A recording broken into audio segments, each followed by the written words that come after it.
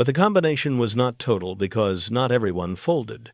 A handful of bankers chose the other path, resistance, and one of those was the Madam Queen of Policy, St. Clare had watched the Bronx beer wars burn neighborhoods into ash. She had watched children and shop fronts pay the price for downtown men's quarrels. She would not stand by while the same mechanics of intimidation turned Harlem into another killing ground. So in May 1932, she did what power rarely expects. She walked into a courtroom and demanded legal protection. She asked a magistrate for a bench warrant for Arthur Fliegenheimer and the men who had come to enforce his will in Harlem. She spoke with the clipped, dangerous grace of someone who had been forged in fire. It's Schultz's life, or mine.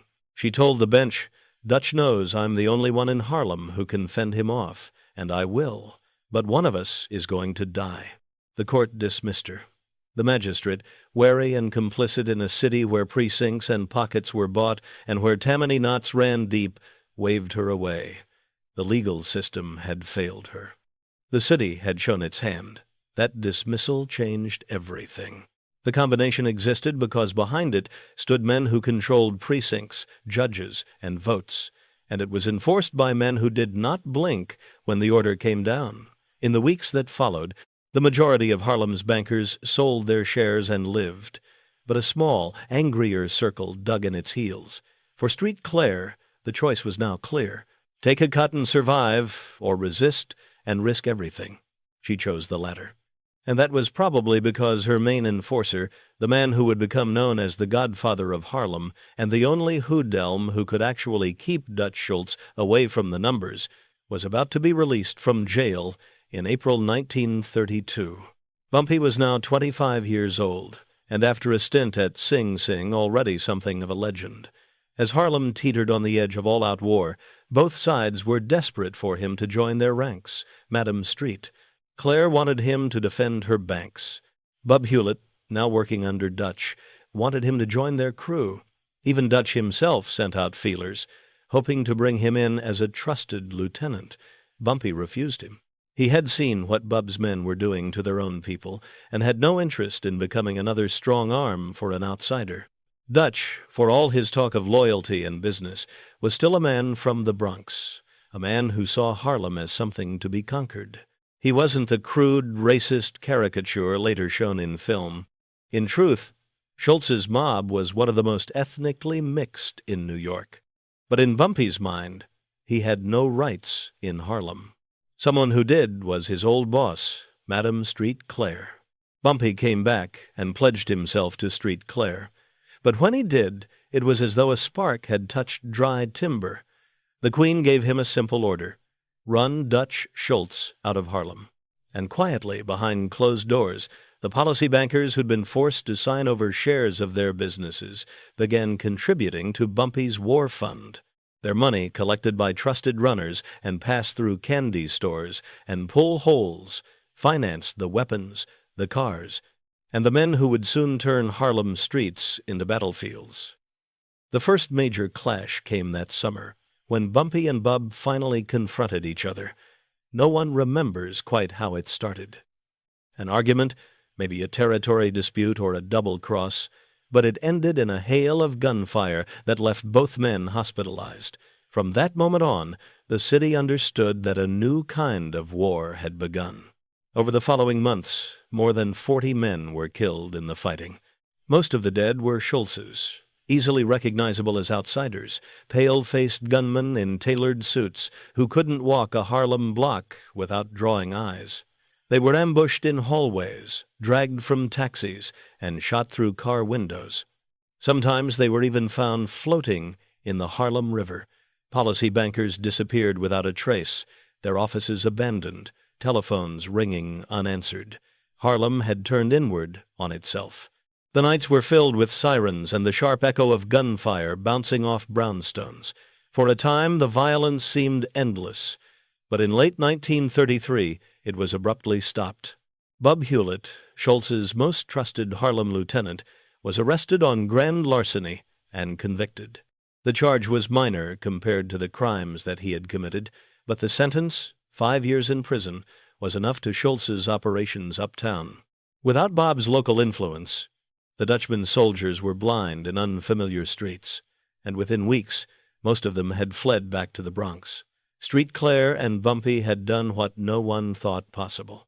They had fended off Dutch Schultz. But peace in Harlem was always fragile, and Dutch wasn't finished testing it just yet. In late 1934, he imported a new enforcer from Chicago named Ulysses Rollins, a black gunman who swaggered through Harlem, announcing himself as Dutch's new muscle and boasting that he was there to take Bumpy Johnson down. It was a reckless move, a provocation as obvious as it was dangerous, and everyone knew it would end in blood. In June 1934, Bumpy was sitting in a restaurant on the corner of 7th Avenue and 126th Street when Rollins walked in. Witnesses said the two men locked eyes, and within seconds, Bumpy's switchblade flashed. He slashed Rollins 36 times before he could draw his own gun. The floor was slick with blood, and Rollins was left for dead. Doctors removed one of Rollins's eyes, patched him up, and assumed that that would be the end of it. It wasn't. That same night, half blind and covered in bandages, Rollins slipped out of the hospital and went hunting for Bumpy. He found him at the Alhambra Grill, the grand restaurant in this building that still stands today on 7th Avenue. Rollins burst through the door, raised his gun, and fired. The bullet tore through Bumpy's hat and missed his skull by an inch, but it struck another woman behind the counter. Her name was Malene Glass. She was a waitress who had worked at the Alhambra for years, and she died instantly. An off-duty police officer eating dinner nearby wrestled Rollins to the ground before he could fire again. He was arrested on the spot, and the mugshot taken that night still survives. A grainy photograph of a gaunt man with one eye, his face scrolled over with the pen of a police clerk. The shooting of Malene Glass shocked Harlem. For months, the community had endured shootings, stabbings, and disappearances. But this was different. This was an innocent woman killed in a feud that she had nothing to do with, and it was the moment that the neighborhood realized that enough blood had been spilled. By the summer of 1934, the Harlem Numbers War had burned itself out. Bub Hewlett was gone. Ulysses was gone. Dutch's men couldn't navigate Harlem without someone on the inside and had vanished from the avenues. So Stephanie Street, Claire decided to stop guarding the fort and to go on the offensive. She understood that violence alone would not save Harlem's numbers. What was needed was leverage of a different kind, the kind that would force the institutions that had looked the other way to act.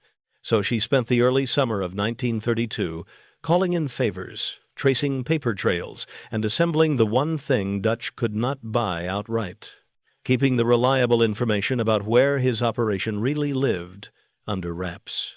Using trusted runners, barbers, shopkeepers, and a handful of policemen who still kept their oaths, she discovered the location of one of Schultz's central clearinghouses and fed that intelligence to the few honest officers who remained in the precincts. What followed was surgical. 5 plainclothes officers slipped through the window of a 6-room apartment on the top floor of 550 West 146th Street, a cramped space that for months had been the quiet nerve center of an enormous flow of cash. More police waited in the streets below. They opened canvas bags, paper wrappers, and unopened boxes to find what Street Clare had promised, a mountain of policy slips.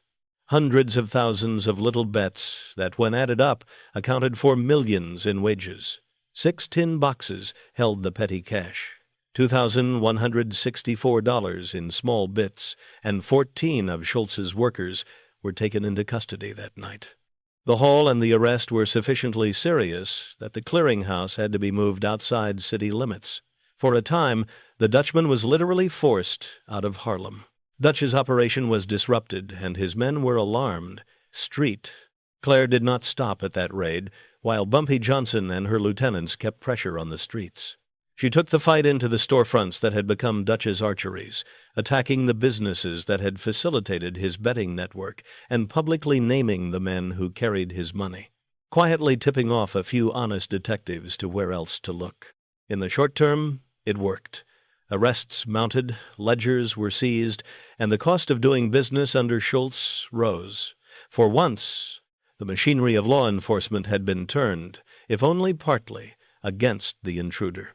But she had also stepped into a fight for which Schultz was, by temperament habit, better prepared. He knew how to wage an all-out gang war in a way. Clare had never chosen to do so. Where she had spent years making alliances and quietly building power, Schultz had spent years making enemies and learning to unmake them with violence. He responded by ratcheting up pressure, beatings, kidnappings, selective murders of policy bankers who resisted, and a campaign of intimidation designed to frighten Street Clare's supporters out of the field. There was a practical cruelty to his strategy, terror that targeted the small men who kept the banks running because, without clerks and runners, the operation withers.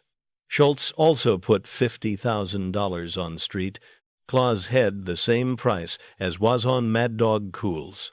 And that kind of money in the middle of a Great Depression attracted hitmen from all over the country.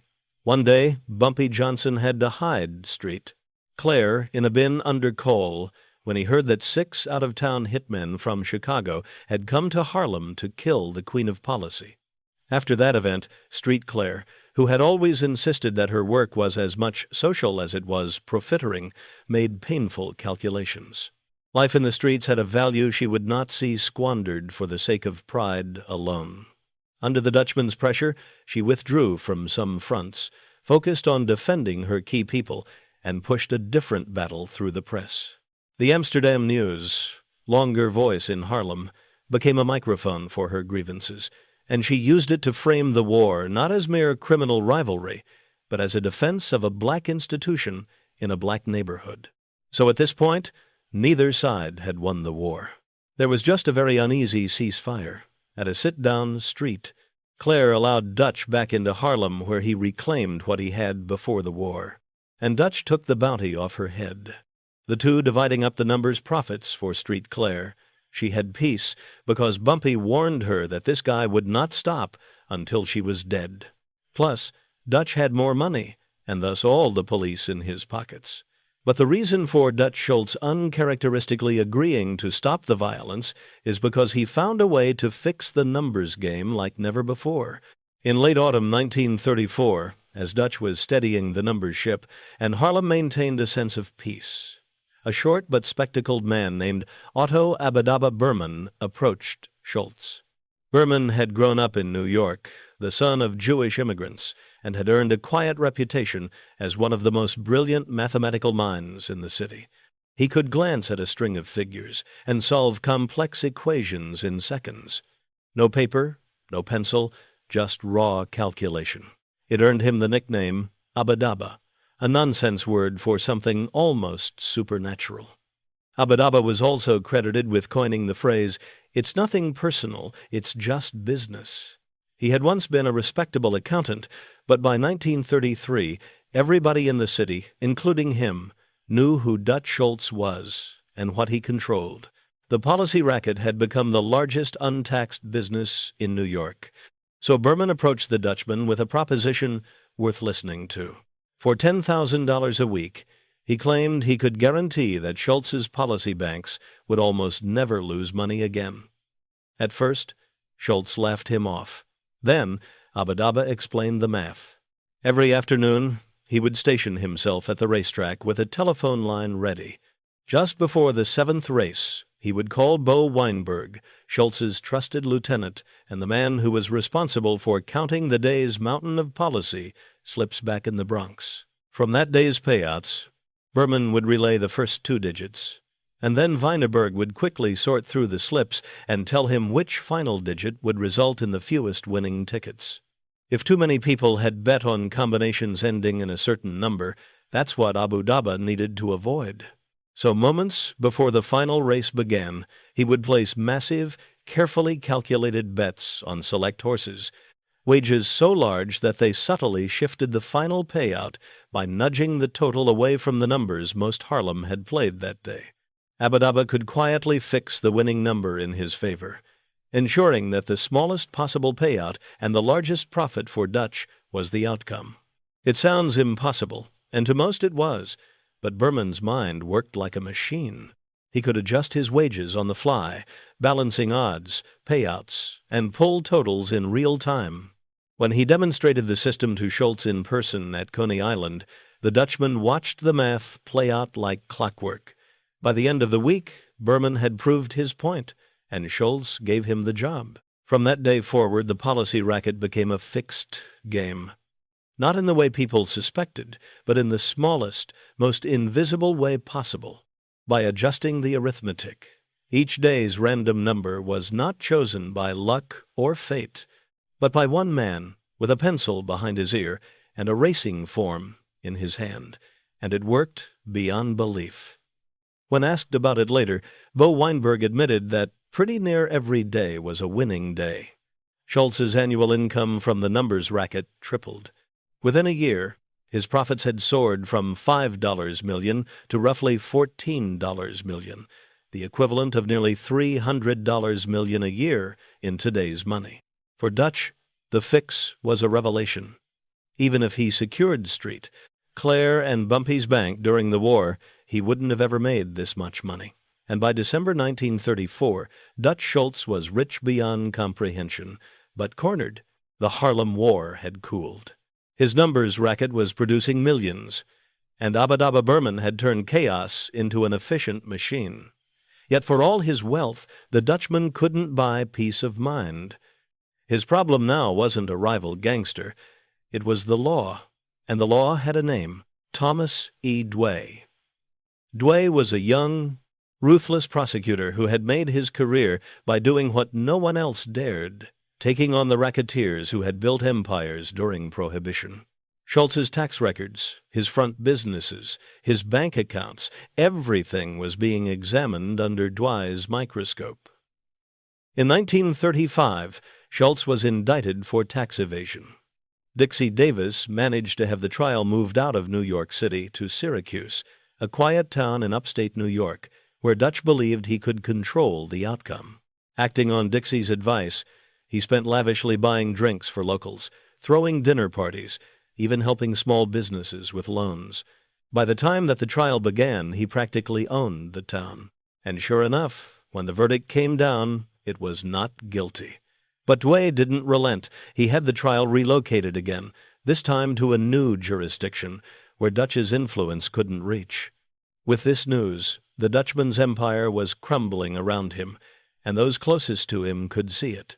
Among them was Bo Weinberg, Schultz's right-hand man, the man who had ridden beside him through the Bronx Beer War, who had been present at the killing of Mad Dog Cole, and who had enforced Schultz's rule across Harlem. Bo had been loyal for years, but loyalty was a dangerous currency when your boss was losing power. Weinberg had been meeting with Lucky Luciano, discussing how Schultz's rackets could be divided if Dway finally brought him down.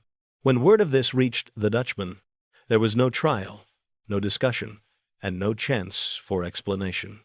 Bo Weinberg was last seen leaving a Manhattan nightclub late one night. Schultz's men kidnapped him, threw him into a car, and drove him out towards the docks. Somewhere along the East River, they chained his legs, encased his feet in cement, and dumped him into the dark water. His body was never found. By October 1935, Dutch Schultz's world was shrinking fast. Thomas Dway was closing in with another tax evasion case, and now even the mob's leadership had begun to view Schultz as a liability. He was reckless, unpredictable, and angrier than ever. And then came the decision that sealed his fate. Schultz, pacing and paranoid, proposed an idea that sent shockwaves through organized crime. He wanted to kill Thomas Dway. Not bribe him, not stall the case, kill him. He brought the plan to the Commission, the governing council of the American Mafia, newly formed under Lucky Luciano to keep peace and protect profits. The room was filled with men who had lived through the bloody chaos of the Castellamars War just a few years earlier. They had built the commission precisely to avoid such madness. Schultz outlined his plan, calm but trembling with rage. Dway was threatening their livelihoods. He said, "If one bullet could solve the problem, why hesitate? The response was immediate and unanimous. No. Killing a prosecutor of Douillet's stature would bring an avalanche of police raids, federal investigations, and public fury.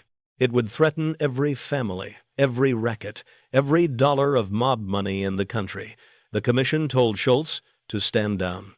But Dutch had never taken orders. Well, furious, he stormed out of the meeting, declaring that with or without their approval, Douillet would be dead within 48 hours. And the commission couldn't afford to let a man like that live. That night, a quiet decision was made. Dutch Schultz had to die. On the rainy night of October the 23rd, 1935, Dutch Schultz was sitting in the Palace Chop House, a small steak restaurant at 12 East Park Street in Newark, New Jersey. Forced out of New York by Mayor Fiorella LaGuardia, who had labeled him a public menace and ordered the NYPD to shoot him on sight, Newark had become his last refuge. Inside the chop house, the scene was ordinary. Laughter, dinner plates, and the clinking of glasses. Schultz was in the back room with his men, Abadaba, his accountant, Abe Landau, his bodyguard, and Lulu Rosenkrantz, his driver and muscle. They had no idea that their killers were already outside. Two members of Murder Incorporated, the Mafia's murder-for-hire crew, Charles the Bug Workman, and Mendy Weiss, entered quietly. Their guns were drawn. The room erupted in seconds. Shots tore through the tables. Landau Berman and Rosen C.R. were hit instantly. Blood splattered the walls, but Schultz was nowhere to be seen. The Bug followed the sound of movement into the restroom where he found the Dutchman. He fired twice. Schultz was hit with a rusty steel jacketed .45 slug that crashed into his husky body just below the chest on the left and tore through the abdominal wall into the large intestine, gallbladder, and liver before lodging on the floor near the urinal he had been using when the door opened. By the time the police arrived, the Palace Chop House was a massacre. Tables overturned, glasses shattered, and the Dutchman lay half-conscious on a table, bleeding from a stomach wound as paramedics lifted him onto a stretcher. He was rushed across the river to Newark City Hospital, still muttering incoherently. For almost 24 hours, he faded in and out of consciousness, mumbling to anyone who would listen, whilst a stenographer took down his every word. The words didn't make sense, but they stuck. They were fragments from a man who had once terrified half of New York City. Whilst he lay dying, a Western Union telegram arrived at the hospital, and it read, "As ye sow, so shall ye reap." And it was signed, Madam Queen of Policy. Dutch Schultz died the next day, age 34, and the Palace Chop House murder sent shockwaves through New York's underworld. With 4 men dead, it was the biggest gangland killing since the Street Valentine's Day massacre in Chicago 6 years earlier, and the question lingered. Now, Dutch was dead. Who got his rackets? After Schultz's murder, the new order of the city's underworld fell quickly into place. Bumpy met with Lucky Luciano, and the two men reached an understanding. Harlem's Numbers would continue, but under new management. The commission installed Trigger Mike Coppa, one of Luciano's lieutenants, to oversee operations, and Bumpy, ever the strategist, was made Harlem's caretaker. For the next 2 decades, Bumpy Johnson would rule as the undisputed godfather of Harlem.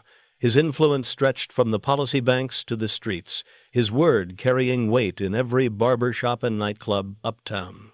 But as time passed, his empire changed with the city. He became increasingly entangled in the drug trade, arrested more than 40 times on narcotics-related charges.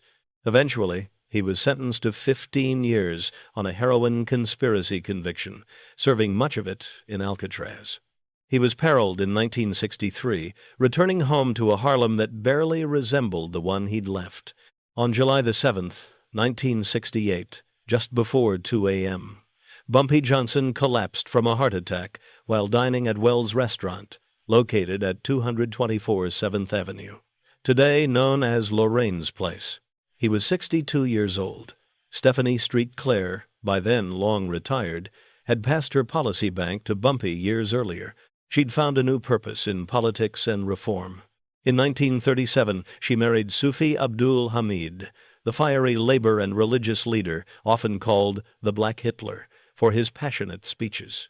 Together, they campaigned against discriminatory hiring practices and housing segregation. But the marriage was short-lived. When Street Clare discovered Hamid's affair in early 1938, the confrontation ended violently. She shot him in a fit of rage and was sentenced to 10 years at the Bedford Hills Correctional Facility for Women. After her release, she lived quietly but comfortably, investing wisely and continuing to write outspoken columns for the Amsterdam News. In her final years, she withdrew almost entirely from public life. In 1969, at the age of 82, Stephanie Street Clare died peacefully just 12 months after Bumpy Johnson, who by some accounts had returned to live with her in his final year. Harlem mourned them both, two figures who had defined its streets for nearly half a century. Caspar Holstein, the gentle Bolita king who had once ruled before them all, turned his fortune towards philanthropy after being edged out of his policy empire by Dutch.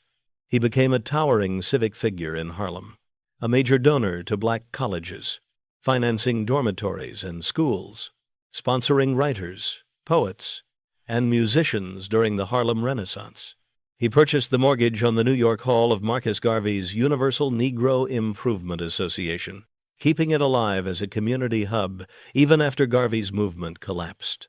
Later, he developed the site into Holstein Court, a residential building for Harlem's professionals and business owners. In an era defined by vice and violence, Holstein left behind a legacy of dignity, proof that even the underworld could produce philanthropists.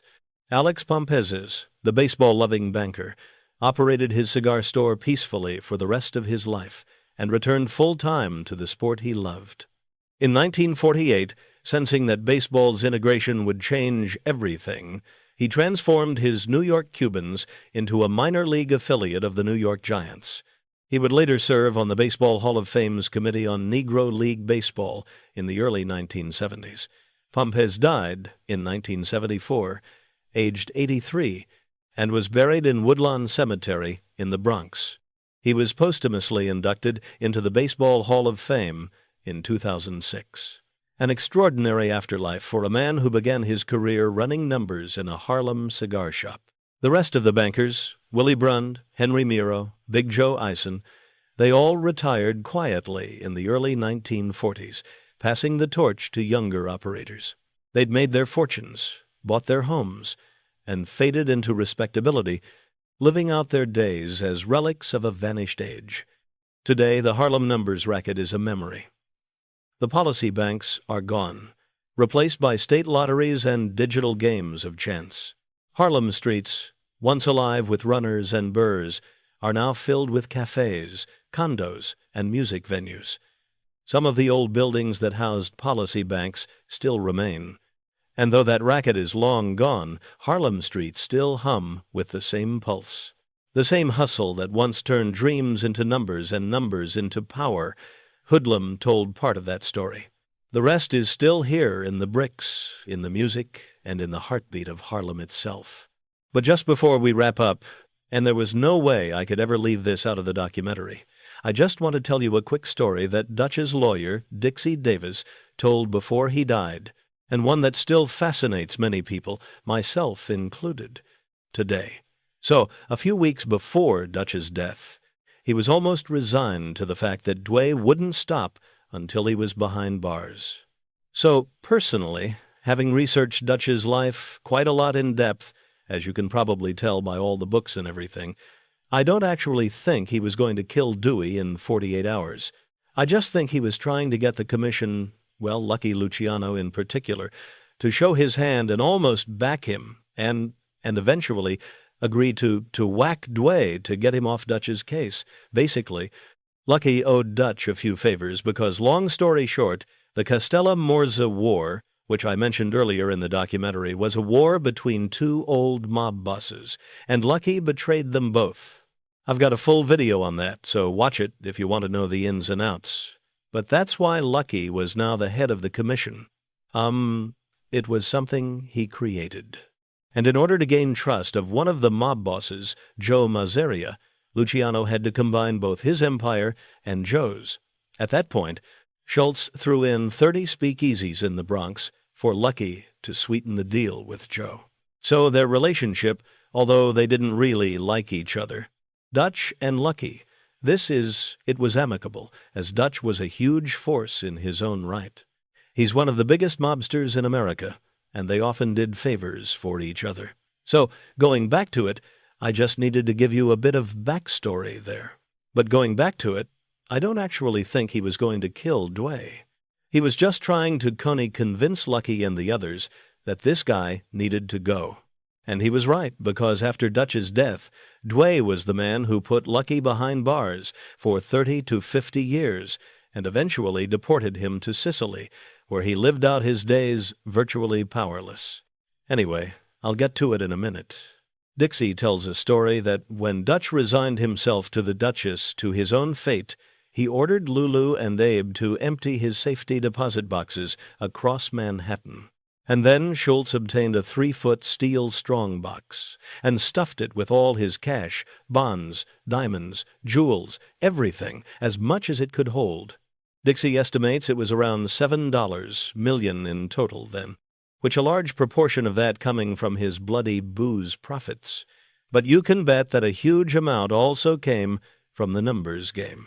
If it was $7 million back in 1935, it'd be worth over $165 million today. So once it was all in the box and he had the deposit, it took 4 of them to lift it, apparently. And then him and Lulu Rosenkrantz, which is the guy who Dutch Schultz trusted the most, drove it to an area near Phoenicia in New York, where the two supposedly buried it in a place near Esopus Creek. I think I'm pronouncing that right. I'll show it on a map now.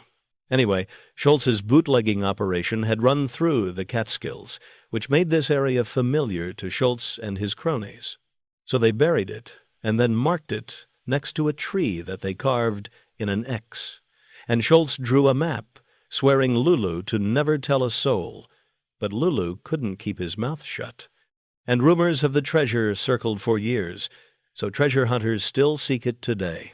And without spoiling it, some progress has been found, which was documented in PBS's series Secrets of the Dead, with an episode focused entirely on Dutch's treasure called Gangster's Gold. I really enjoyed it. I've watched it quite a few times. I'm a bit of a Dutch Schultz historian, if you can call it that. Basically, he's just the guy who fascinates me the most because of how bonkers he was. But yeah, if you like my content, you'll love that. I'm going to link it in a YouTube comment. I don't get anything from it or anything like that.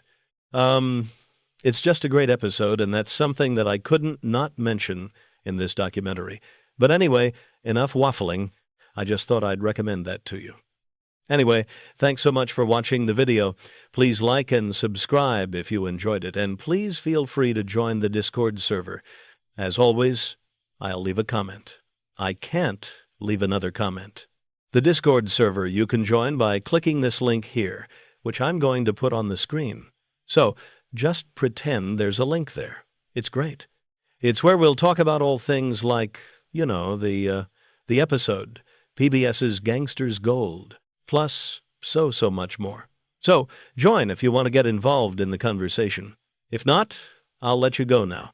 Check out PBS's Gangster Gold, Secrets of the Dead episode. Fantastic. And one day, I hope I'll be the guy to find the treasure. But anyway, in the meantime, thanks so much for watching. I really do appreciate you, and I'll see you in the next